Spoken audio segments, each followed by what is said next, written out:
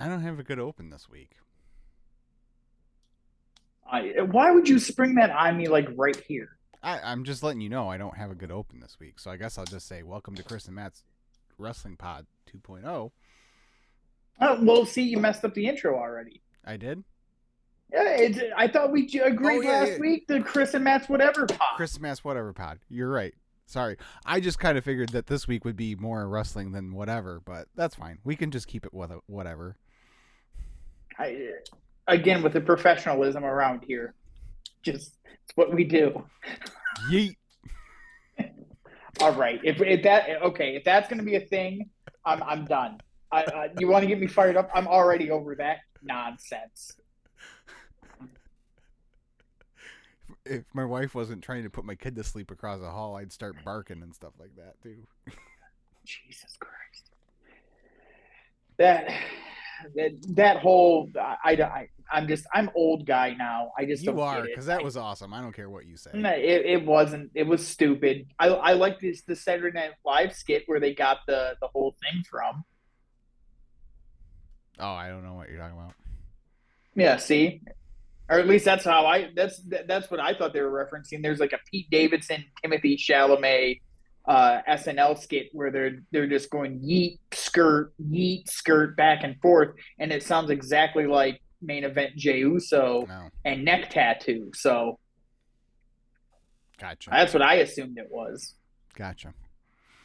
No, I don't think so. Because they've been doing like the yeet thing. Like they were doing that when Sammy was in the bloodline. See, I'm not hip. I'm not with it.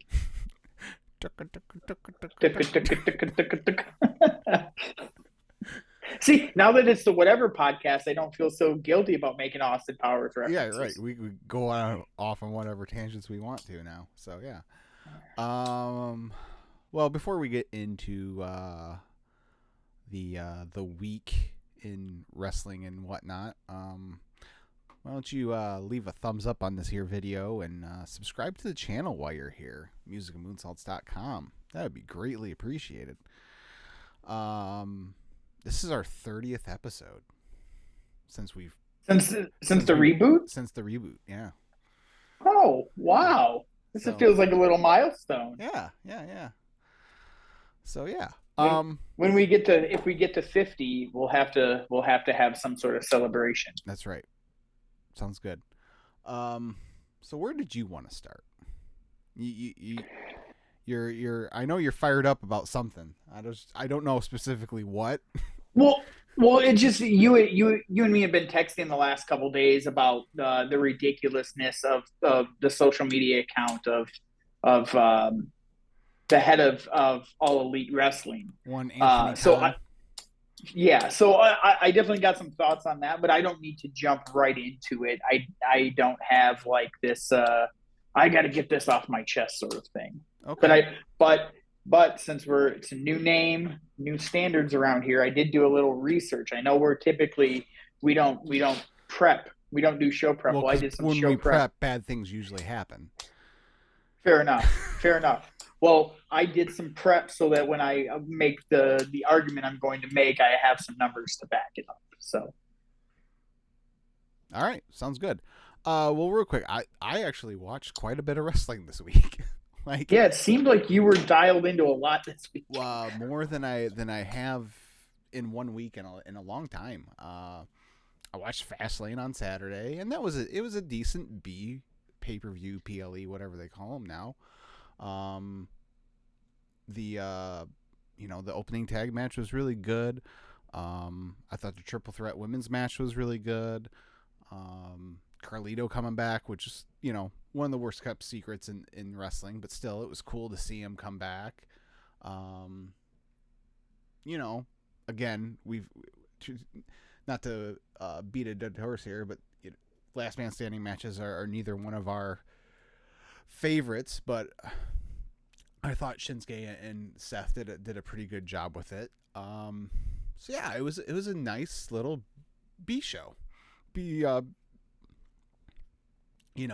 in your house style pay per view. So I enjoyed that, and then that went. I I didn't watch Raw live, but I watched some of it Monday night and then caught the rest of it Tuesday, and thought that was a pretty good show too. And it sounds like after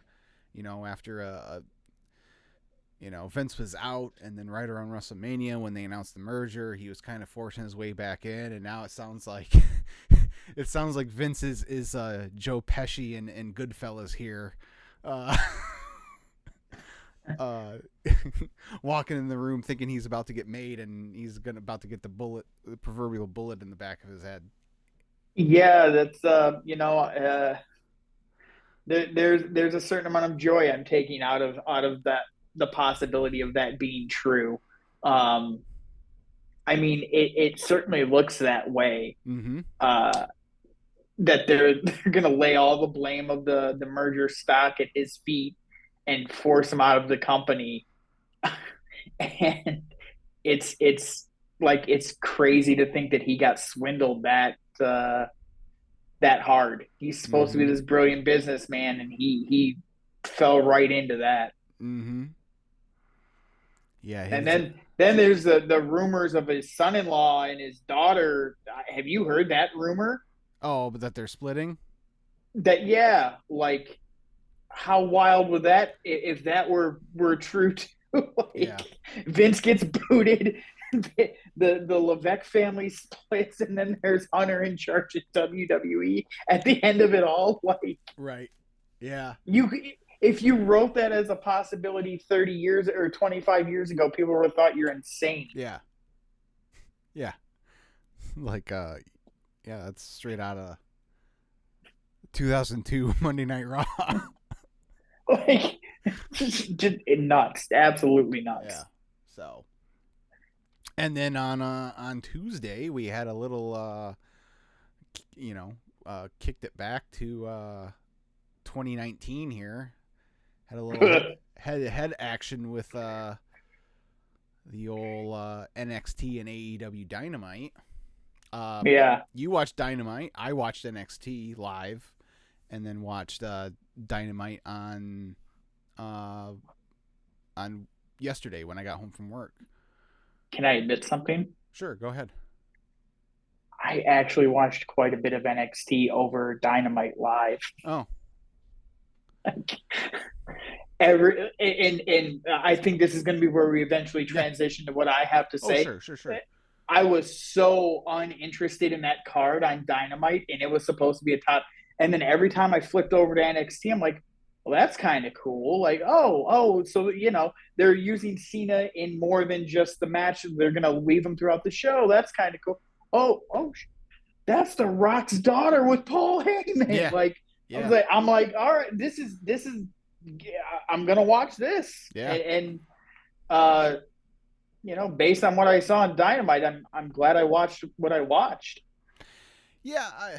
I mean, I don't think, either show particularly blew the doors off. I think the consensus from pretty much everyone is if your in-ring is your thing, then Dynamite was probably the better show. And then if... Was it? I mean, just Bryan and Swerve was outstanding. I was going to say, I mean, you got that. I mean, nothing NXT had was even going to come close. I mean, not to say that the wrestling was bad on NXT. I thought the barroom brawl or whatever they called it with the Gallus and the Brawling Brutes, I thought that was a lot of fun. And then not the Asuka match, but the other, it was Lola Vice, and I don't watch NXT on a regular basis, but I thought that the other women's match was probably the best women's match between both shows. That's what I was gonna say. I saw a couple people say it was the best women's match of the whole night. Yeah. And then the main event was really good with Carmelo and Braun, and we even Dom and Dragunov had a decent match. And see, I was gonna mention that. I'm like, that was a good match. And to me, you've got one show that's putting their world champion in a match against a really hot heel on their big night, and then you've got another company having their top baby face and their champion just cutting a promo. Mm-hmm. And we're gonna get to that promo too. But if this is such a big night for the company, MJF should have been a centerpiece of it. Yeah. And yeah, like I said, we'll get to the Tony Khan of it all here in a second, but and then end of the night, I saw people complaining about that it was Undertaker. They were focused more on Undertaker's interaction with Braun Breaker than they were what I think the whole point of that really was, is that it was about Undertaker giving the endorsement to Carmelo Hayes at the end of the night, not Undertaker laying out Braun Breaker. At least that's how I took it.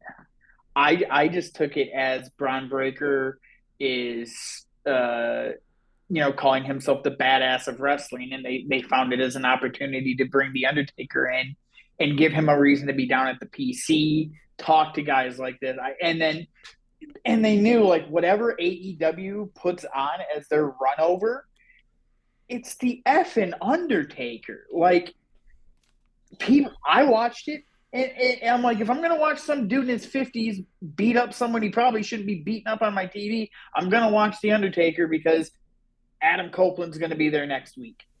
Right. Yeah, I do find it hilarious that the two times that Undertaker has been on TV since, one time was when Vince was out initially, and then Vince came back, and then now Vince looks like he's out again. It's like, Vince is gone? Well, I'm not dressing up in that dead man shit anymore. I'm right. Cue up the Kid Rock. I'm riding my motorcycle to the ring. Well, see, but I thought that was because the American Badass, Sure. Sure. That's why I was like, I understood it. I heard Kid Rock and went, son of a, but whatever. I digress. But yeah, because he was that version of Taker on Raw 30 too. So yeah.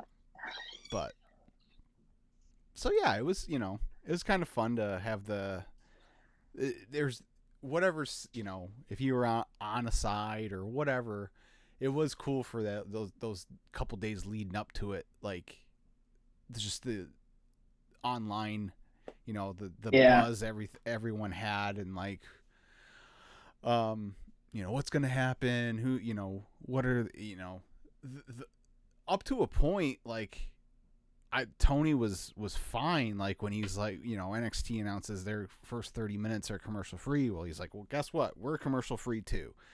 And I'm like, okay, fair play, whatever. You do what you got to do. Because aside from all the legends and main roster stars that NXT was bringing in, Dynamite was at the disadvantage because they're the one moving nights. Right. So yeah, you got to do what you got to do, and then it got silly from there. But the thing I wanted to but the Dynamite card for as much as obviously Tony was putting into this, it didn't seem his behavior didn't scream we're punting this week, but yeah, outside of the Swerve Bryan match, like there was nothing else on that card where it was like, oh wow, this is a big deal, anything other than what a normal Dynamite would be. In fact, even from normal Dynamite standards, I think that was pretty subpar. I mean, you had this international title situation has been a mess since they had Orange lose it to Moxley. And I know, Moxley got hurt, got the concussion, and they had to call the audible and whatnot. And he still wasn't cleared to, and Phoenix is banged up, so they had to get it off of him and all that kind of stuff.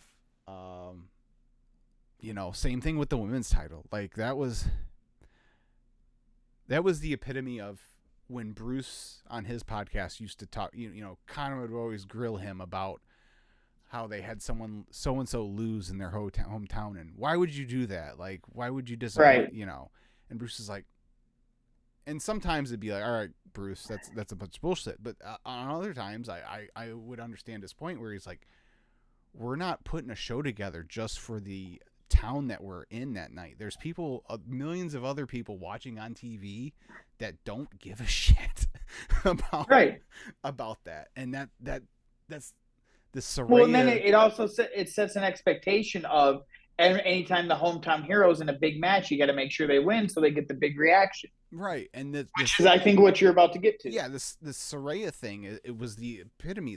They had her win the belt in at All In England. Great, and then they didn't do anything with it after that. Probably because she can't be in the ring that much. Probably. At least, yeah, I wouldn't be in a rush to do it. And she's taken a back seat to Tony. Tony's the most interesting woman on the roster right now, with what she's doing, and it just completely overshadowed the world champion. And yeah, so now you put it back on Sheeta for the third time, which is great. I mean, Sheeta's great, but she's probably she's probably the best women's champion they've had. Absolutely. So yeah, that part's a mess. And then, look, I get, if you want to. Can I circle back to something real quick? Go ahead. We're kind of moving through the card. Yeah, you mentioned the Moxley Ray Phoenix match, and this is something that's really driving me to this position I'm taking of like I'm done with AEW after this week, after you and I go to the show. How do you advertise that match when he hadn't been cleared yet? Right. If it wasn't 100%, yeah, he's good to go.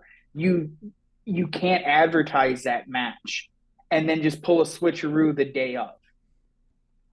They've been doing that a lot lately. Look, and maybe to some people it's not a big deal. To me, it isn't. It's one of the most unforgivable things you can do as a promoter is promise a match knowing that you don't know if you can deliver it or not. And then when you decide to make the change, you make it at the very last minute. Mm-hmm. It's even if it's a storyline thing that you're trying to push. I really hate it. When Punk and Moxley did that thing down in Cleveland, remember I bought a ticket to go, and then I was like, you know what? I think I'm not going to go by myself. I'm going to sell it, and I got my money back. And then they did that gimmick finish. I would have been absolutely furious. Mm-hmm. And I'm sure there were people that bought tickets to that show that night and got that and were like, are you kidding me? Right. So I had a real problem with them promoting that match all the way up until the day of, and they knew he hadn't been cleared yet.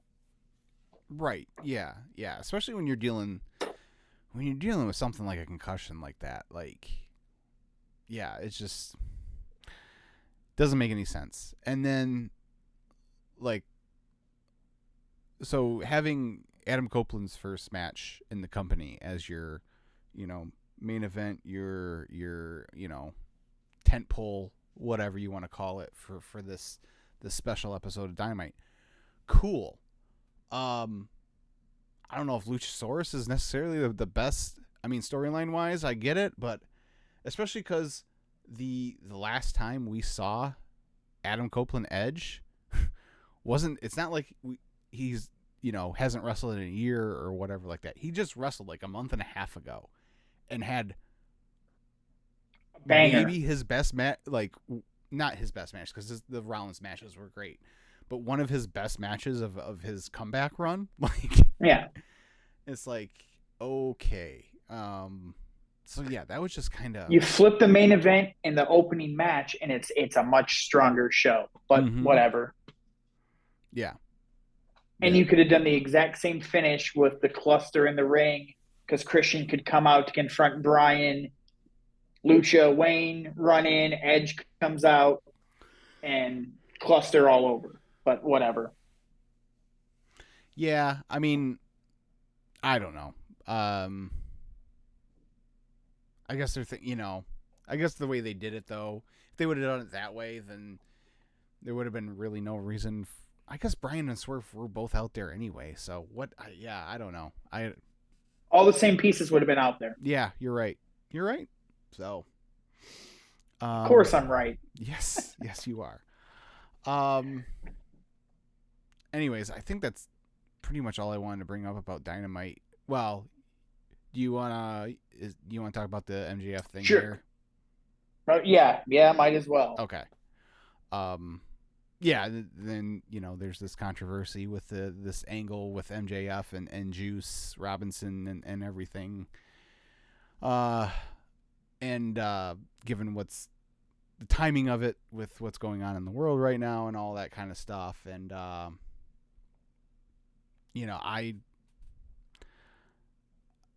I'm not gonna say like I'm just I don't feel like it's my like. If you want to hear someone's perspective on it that matters, my buddy Joel Pearl, him and Jeremy do a show every Monday, Wednesday, Friday on the Fightful Overbook channel called In the Weeds. Joel is a Jewish man, and he went into it yesterday on their show, and he explained his, and he's like, look, I don't speak for all, he doesn't speak for all Jews, he just speaks for himself, but it's one man's perspective on the whole thing. So I encourage everyone to go and seek that out for perspective on that. But you seem like you have something you. I don't have anything to say. Like I can't say. I don't want it to sound the way it sound like. I'm not offended by it because it's not my place to be offended by something like that. Like I have no historical, like I have no tie to any of that. So like I can't say that the segment offended me. It's just I can't understand how you could be so completely unaware of how wrong that is to do right now. Mm-hmm. Like I don't know that it's a good thing to do ever. I don't think it's a smart idea to incorporate religion into a wrestling story. I don't. But if you're going to do it, you have to have the awareness that right now is the absolute worst time to be doing something like that. And it's a disgusting thing to see, frankly. Like just that you could be that out of touch with what's going on no matter what side where you fall on it. Like that's not something that needs to be used for entertainment at this point right now, because there's real life stuff going on that is messed up. So like, come on, guys, you can be better than that. Right. Yeah. I mean, it's I don't know. It's just really complicated because yes, that all makes sense, but from all accounts, this is Max's story. Doesn't matter. It doesn't. I hear you, but like, I don't know. It's just this is one. This goes to something that I don't even know if we want to get into tonight or whatever. But hearing, reading some of the.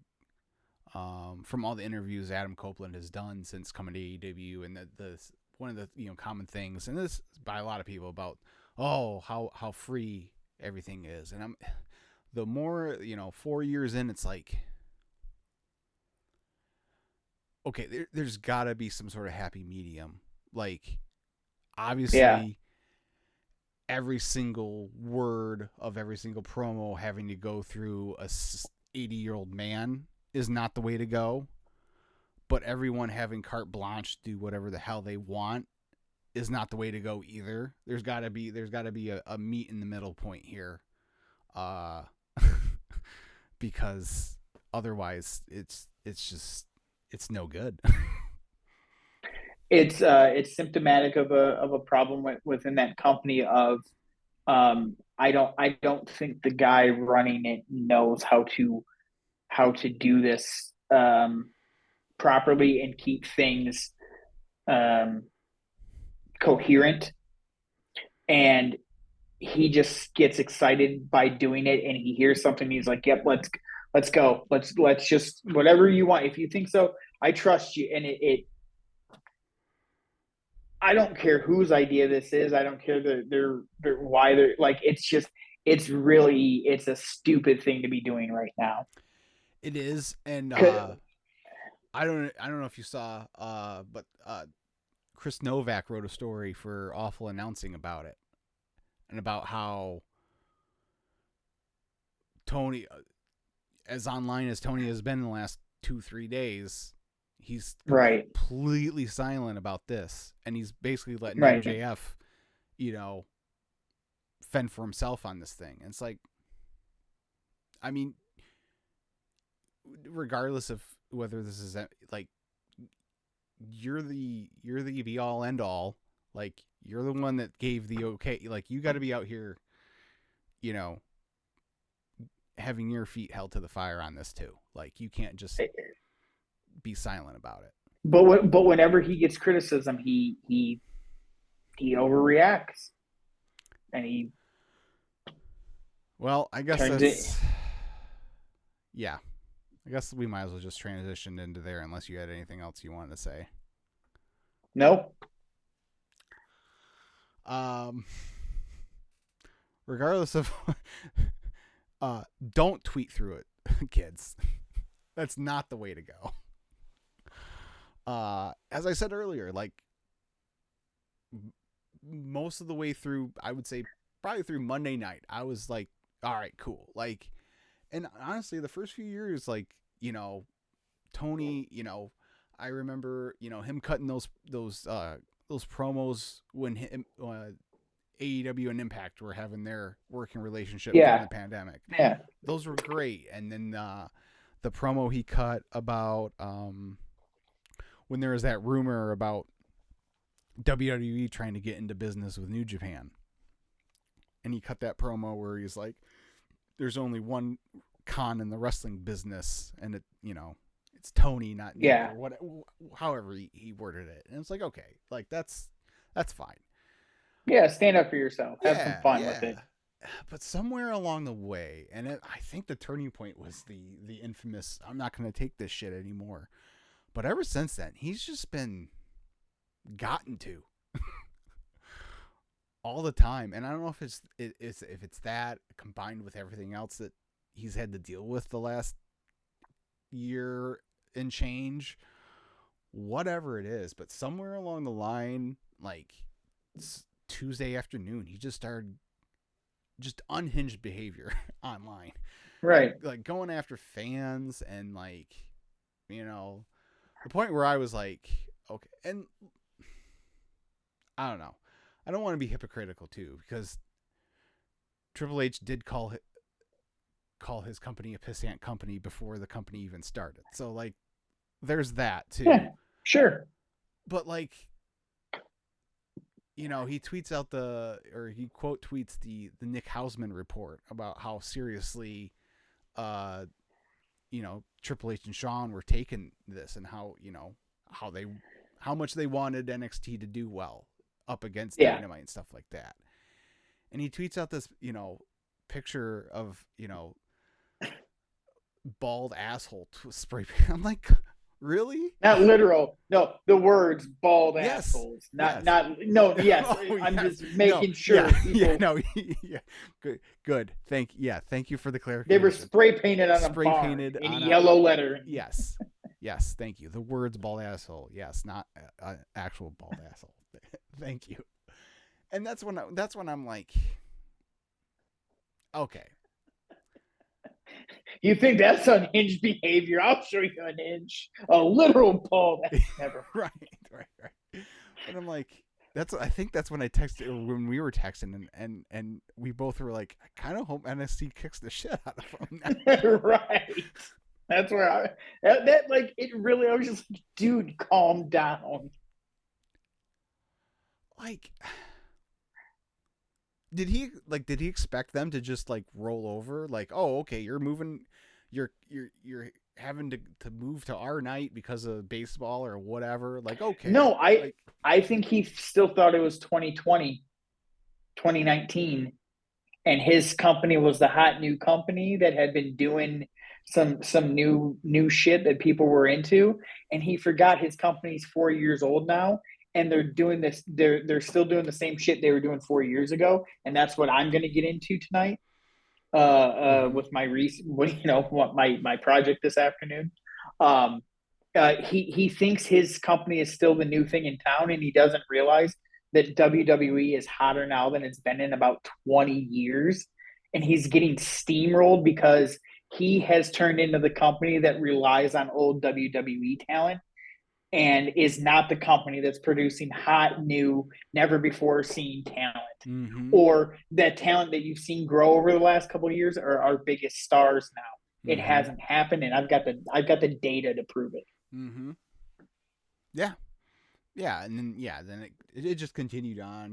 Once the ratings came out, and then today there was something about the tweet about how this is the first time John Cena and The Undertaker have been on a show that drew less than 1 million viewers, and I'm like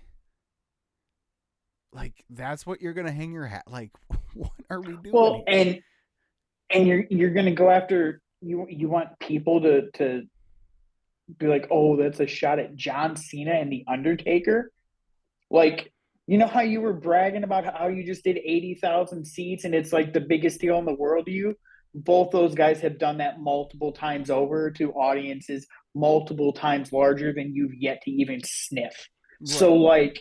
like show some respect and stay in your lane. Like, I understand you want to be competitive. I get taking shots at the other Mm-hmm. company. You're barking up the wrong tree and you look like a jackass when you're doing it. Well, that was the other. There was one. I don't even remember what it was in response to, but someone, a fan or someone had tweeted something at him, and he responded with just like the the logos of the last, All In, All Out, and Wrestle Dream, and like I don't even remember what the context was, but basically like how great our shows are. I'm like, well, yeah, those pay per views, yeah, you did okay, but like, uh, your weekly TV, or you're not drawing so like the what little bit of collision I caught last Saturday. Like, oh my god, it looks so bad. Like, I felt so bad for FTR. Like, they're doing, they're getting squashed for the tag titles, and like they couldn't even fill the side that the hard camera was facing well enough to make it look good. Yeah. Like, And there's a reason for that, there's a lot of because reasons for that. the company is stagnant and it's getting worse. Mm-hmm. And all right, I'm just going to kind of start Yeah, getting into go what ahead. I Go was ahead. what is going to do, because look, they rely so much on old WWE talent. And I know it's hard. I want to preface this by saying, like, I understand WWE was in control for so long. It's almost impossible not to have.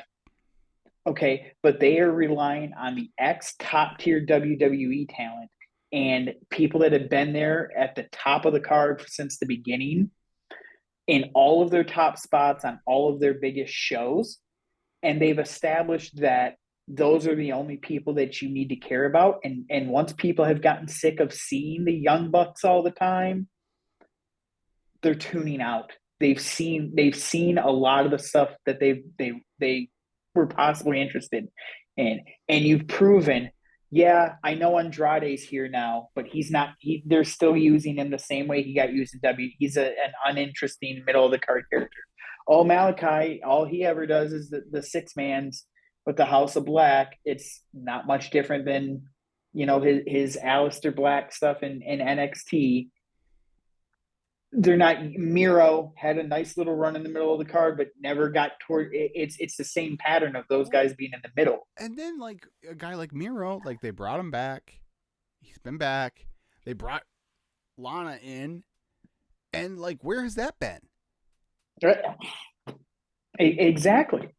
And my to prove this point further, on Tuesday night, their big response to NXT was to trot out 6 advertised matches and 5 of them featured ex WWE top stars, Bryan and Swerve, which, hey, that match delivered, but it's Bryan Danielson, Hobbs and Jericho, okay, Saraya and Sheeta, and then you had advertised Phoenix and Moxley. Mm-hmm. Moxley couldn't make it, so you had to slide Cassidy in, and then Adam Copeland and Luchasaurus. Mm-hmm. Like your big matches all revolved around XW, and the other channel is showing people on the rise, people you don't see all the time, people you haven't been watching for 20 years. Right. And the Yeah, guys, of course. the extras they brought in were to enhance those people. Like, Right, exactly.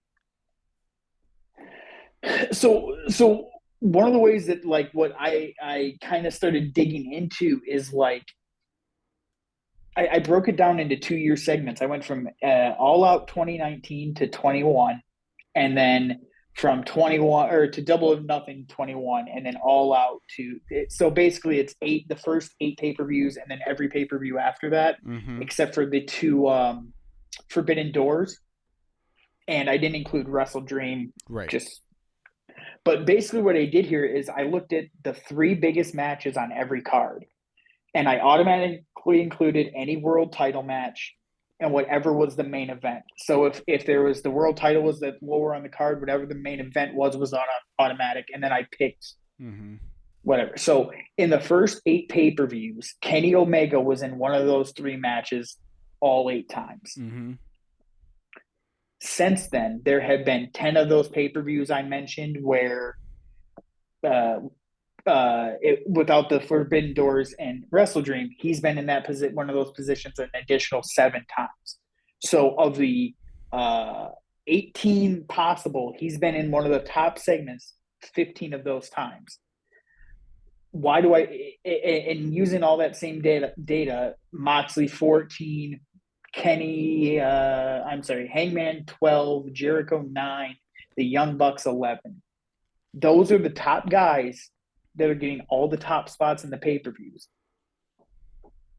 We've seen them over the course of 4 years, and when those guys aren't supported, and I'm not trying to make this about CM Punk, but when those guys aren't supported by a card where CM Punk was on it, they're drawing about 100,000 buys a pay-per-view. Mm-hmm. And the first 8 pay-per-views, the first 2 years that they were in business, they were averaging about 98,000 views.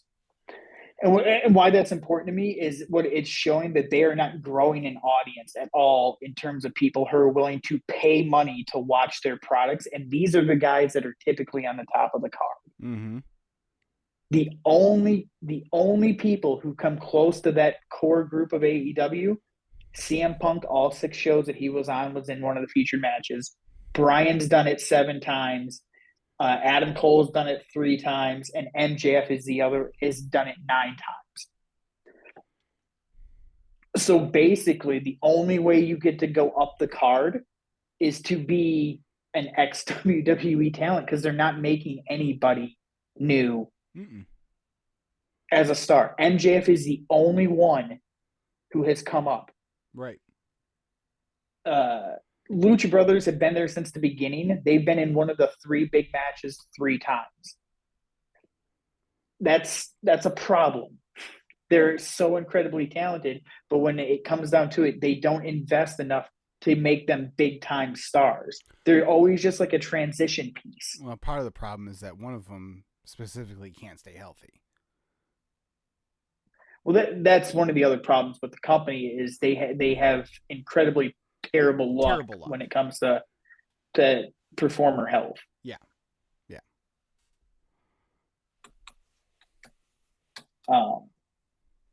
Just for shits and giggles, I looked at what they were averaging 175,000 buys with CM Punk on the roster, and without him on the roster, it's 108.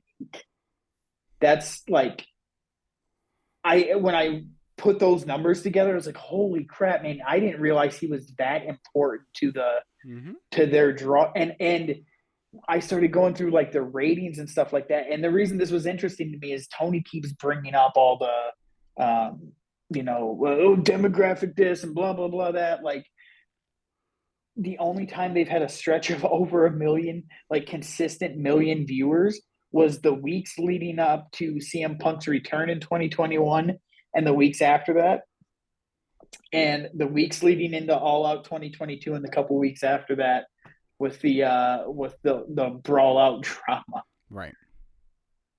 The last time they did a million viewers this year was the go home show for Revolution.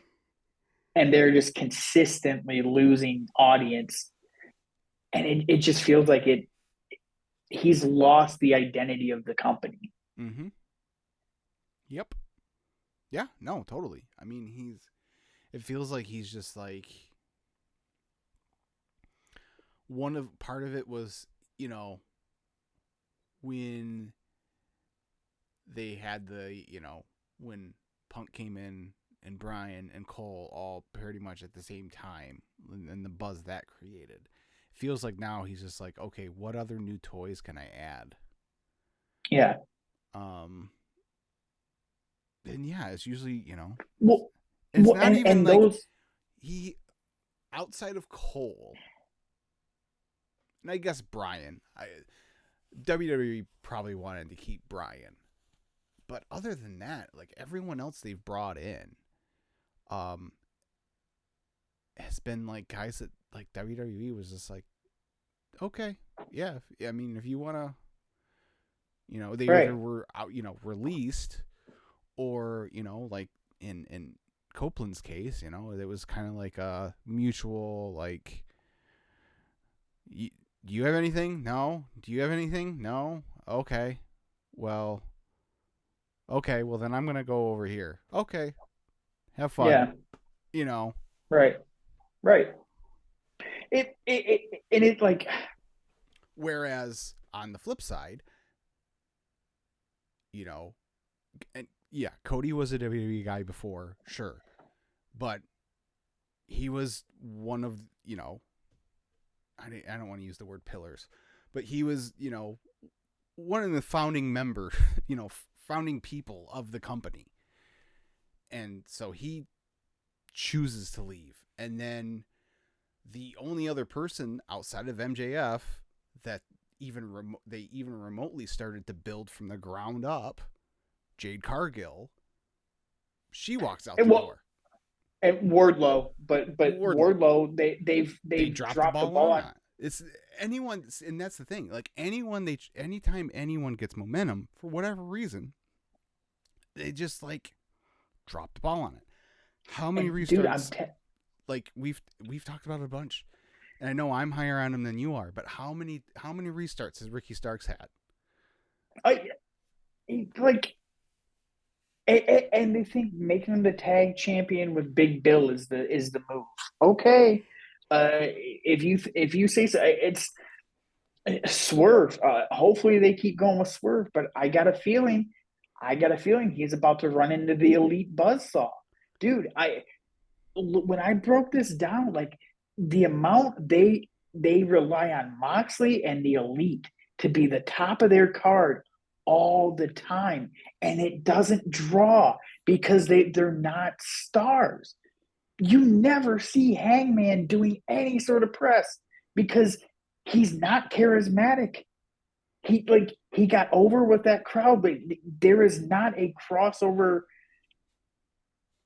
performer in him. He's not a draw. Neither is Kenny Omega. Kenny Omega is an unbelievable in-ring technician, but no one gets invested in anything he does because it's corny and it's usually way overthought and overdrawn out, like this Don Callis thing is going to be. Mm-hmm. It's going to last for freaking ever, right? Look, AEW exists because of Kenny Omega and Chris Jericho, right? And that's because it proved that type of wrestling could be a draw. Kenny Omega had been having the greatest matches of all wrestling for years in Japan, and no one was buying the network until Chris Jericho came along. I love Kenny, but it's time to accept that he is not a draw to a large audience. He's just not for them. And I think that's another problem with this company is they rely so much on the in-ring stuff that they think they can just ignore growing characters and growing storylines. not everything has to be the long-term booking, but you can build something more than what you do on a week-to-week basis. And he's just like, no, we'll just give him a great wrestling match. Right. Red Wings lose 4-3, by the way. Um, well, again, to bring up an earlier point, AEW's biggest draw when the company started was the fact that WWE sucked ass at the time. Right. And that's not the case anymore.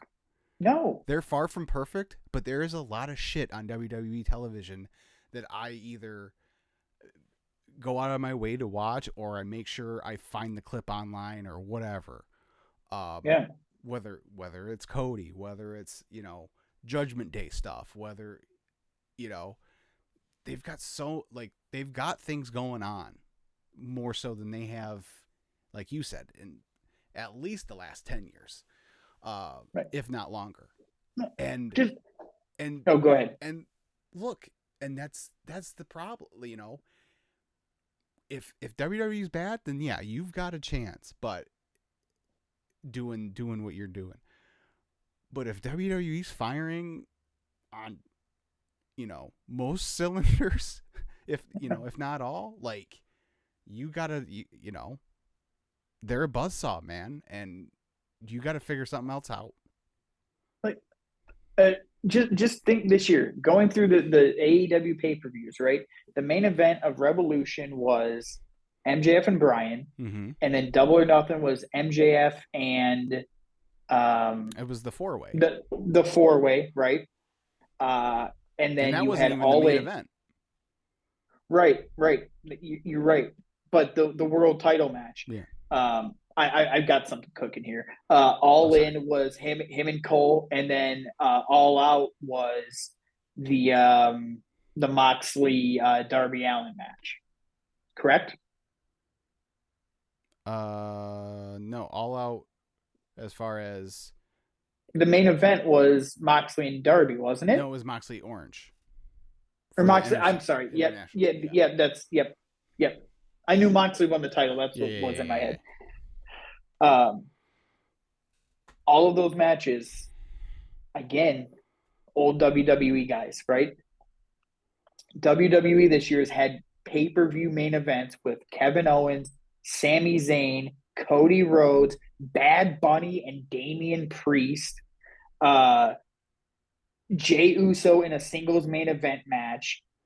You've seen Luther shoot up the card. Like, WWE is using a lot of people at the top of their card, mm-hmm. and it's varying around. Solo Sikoa has been in the middle of all of that mm-hmm. I just talked about, and he is a relative newcomer to the company. Yeah. Like, WWE is the ones that are coming up with bringing people along. LA Knight, mm-hmm. in a year, LA Knight has become a bigger star in WWE than anyone AEW has ever made. Yeah. Come on, you got to start taking shots on guys that might get hot and blow past your EVPs and hurt some feelings. Right. I just think there's nothing. The stories, I just keep going back to that. Their stories are just lacking for the most part. Every once in a while they'll have a good one. Like, I was interested in this MJF Adam Cole thing, and then Adam Cole got, like we said, the bad luck hit, and Adam Cole got hurt. That sucks. And I think that kind of derailed what they were trying to do heading into this match with Jay White, because they brought it up a couple times, but they've really backed off on the who the devil was that attacked Jay White was, because I think it probably was supposed to be Adam Cole, but we'll see. I think it still is Adam Cole. Well, yeah, could be. I think this ankle thing is a gimmick. No, we'll see. Why are they shooting all these, like, if he, like, realistically speaking, in a medical sense, if he broke his ankle on, what was it, September 21st, something like that? Something like that. If he has not had that surgery, in a medical sense, he could die. You can't, like, not get a broken ankle fixed. Like, you have to go get surgery on it. It doesn't make sense. And if he's going to be out for a year and this is how they're going to try to keep him involved, it's really bad. Yeah, yeah, those haven't been great. As much as I want them to be, those haven't been great. Right. There's no logic to them. Like, no logic whatsoever. But anyways, I digress. I'll be here all night if I start talking about that. But I mean, how many times we said it here? Like going into a pay per view, how disinterested we are in a pay per view, because even though the card on paper, if you just look at the names, and you're like, okay, these all look like they should be really good matches, and no matter what the consensus is coming out of those pay-per-views, every time it's like, oh, what a great All Out was a perfect example. Zero interest in that show going in because they tried building 2 pay-per-views within 7 days of each other. Well, the guy they were counting on making the house hot. Sure. But even without that, like, or even if they would have still had him, like, it still wouldn't have been, I don't think, anything to write home about. But anyways, regardless, but everyone was raving about All Out, how great of a show it was. I'm sure it was, but like, you gotta make me care. Yeah. And there's very, we're going to the show Saturday, and there's people I want to see, but there's nothing where, I told you, like, watching the Fastlane and parts of Raw this week, I'm like, I really wish I was going to a WWE show this weekend. Like, yeah, look, and you hear, so this is kind of a little off topic to that, but it's been on my mind. Like, you know, it's no secret that AEW's attendance is dwindling like really bad. And I checked WrestleTix today, and the Omaha, Nebraska show for SmackDown tomorrow night is going to have like 10,000 people there. The Toledo show that we're going to is set up for like 3,900 at best. And they've sold like 3,300 tickets. They've sold a bunch of tickets in the last week because they just started offering $10 seats and $20 lower bowl seats. You and I are going to the show, and we paid significantly more than $20 for our lower bowl seats. This is how you kill a town. Like, because the only people that are going to show up are the people that paid dirt, prices, and the people that had to pay full price and sit next to people who only paid $10 are going to be like, I'm never going to buy a ticket again because you screwed me. Mm-hmm. And the next time you come through, your attendance is probably going to be even worse. Like, well, yeah, I mean, it really frustrates me as a fan that, like, we bought tickets when they went on sale. I bought it because I wanted to see Punk. Right. They didn't announce a replacement for Punk until this past Tuesday. And it's Bryan Danielson, which is fantastic. He's an outstanding wrestler. Him and Christian are going to have a great match. Of course they are. Mm-hmm. But it's frustrating as a fan to pay that kind of price and then be like, oh, if I had just waited, I could have got like just as good of a seat and spent, a quarter of what I was going to pay. Yeah, I think that's a big issue is their prices have inflated at a, that's not, doesn't line up with the quality of the product. I feel like. Well, when they started, one of the things they like to talk about is you can get affordable seats for $20. They beat that into people's heads, and then they got a little popular, and they're like, we can start charging WWE prices. Right. And I get things have changed and everything's more expensive now. Sure, but like, yeah, it just seems like, and yeah, the hardcore fan, the guys like you and I who want to make sure we get tickets, want to make sure, that's not a big building. I didn't know what their planned setup was.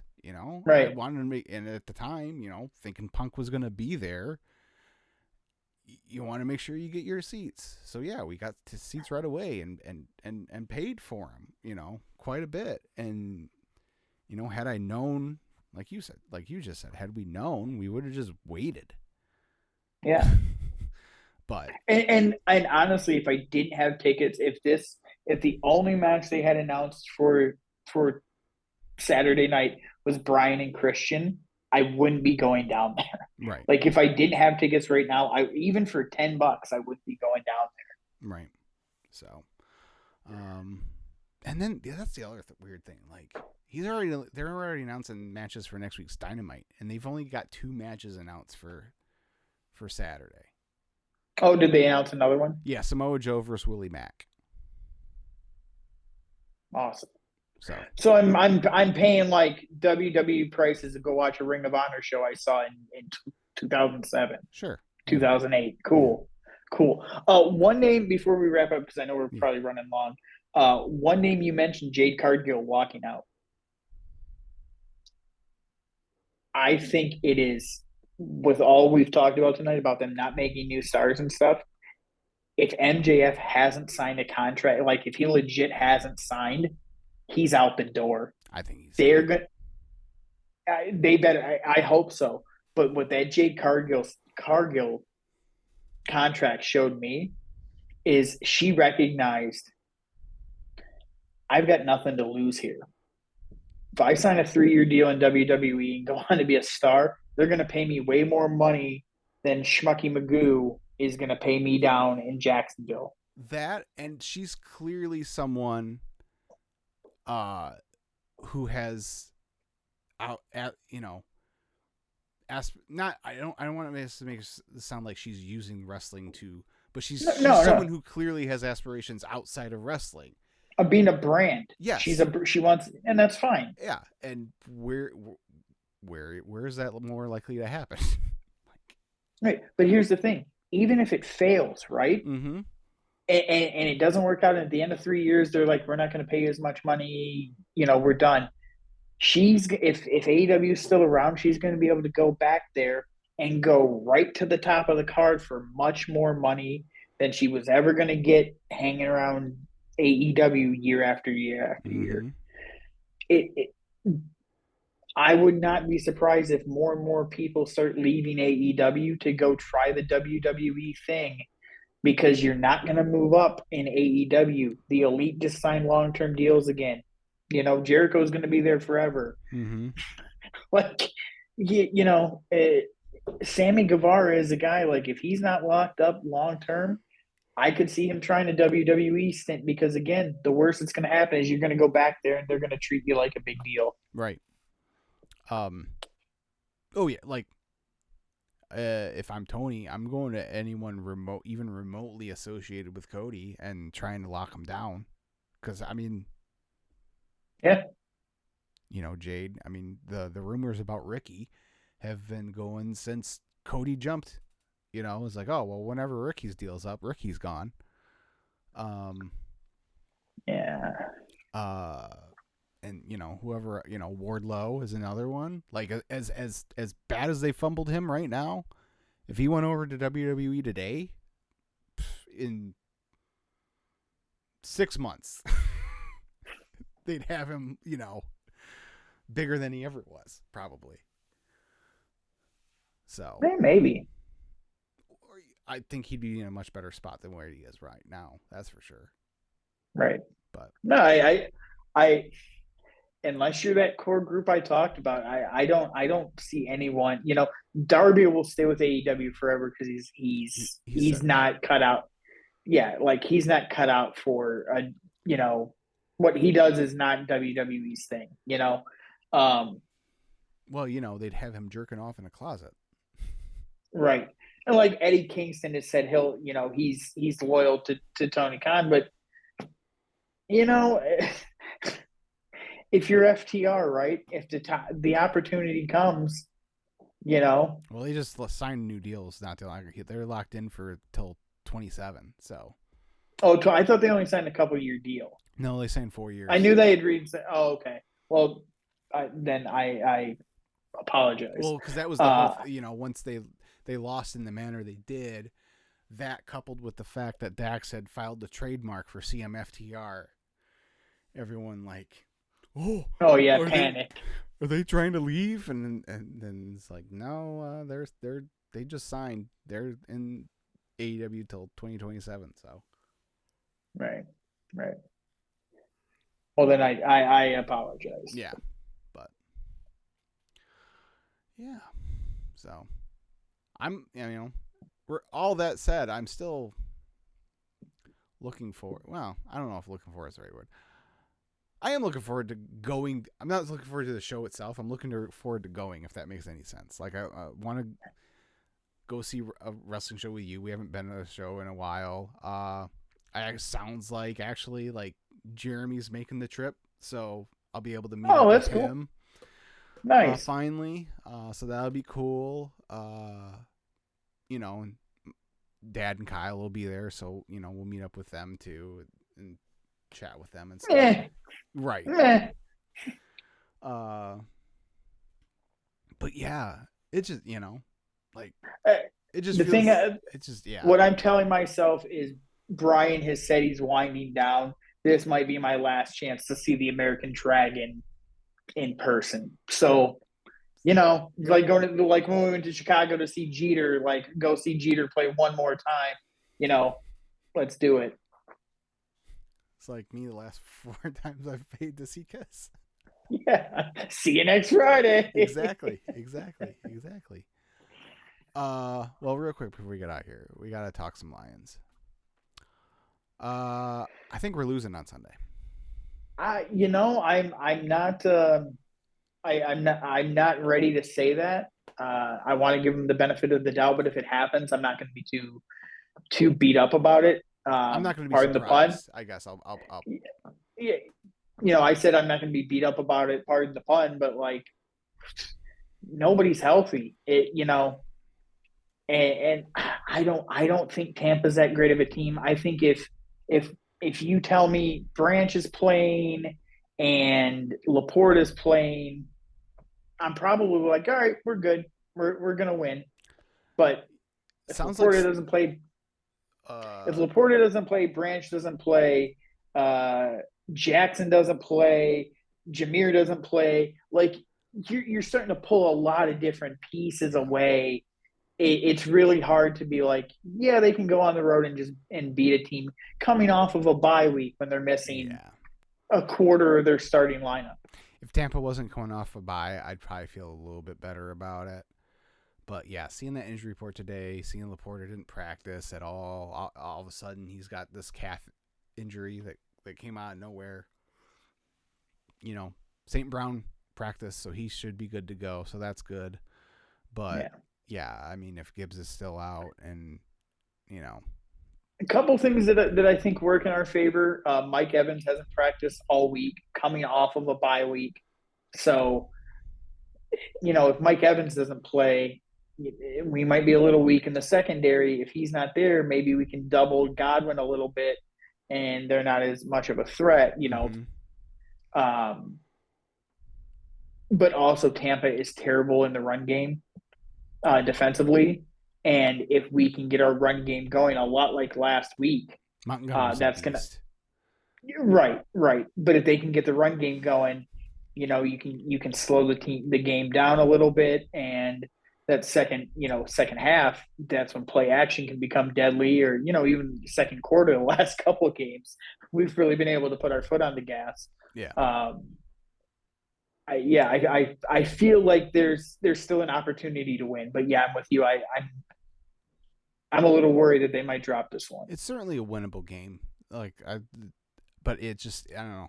It feels like I feel about this game the way a lot of people were feeling about that Atlanta game. And the Atlanta game, I was like, oh, we should be fine. But this one, I'm feeling like, maybe not. I'm wrong. Yeah.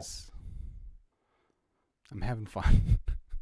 Yeah, it's and like the reason I'm optimistic is this team's kind of shown that, like, yeah, we're down some guys, but we've got depth for the first time in a really long time. Yeah, they do. So it's I'm not worried that the sky is falling or anything, but yeah, sure. This could be one they drop, and that's okay. Yeah. Pay Jared Goff.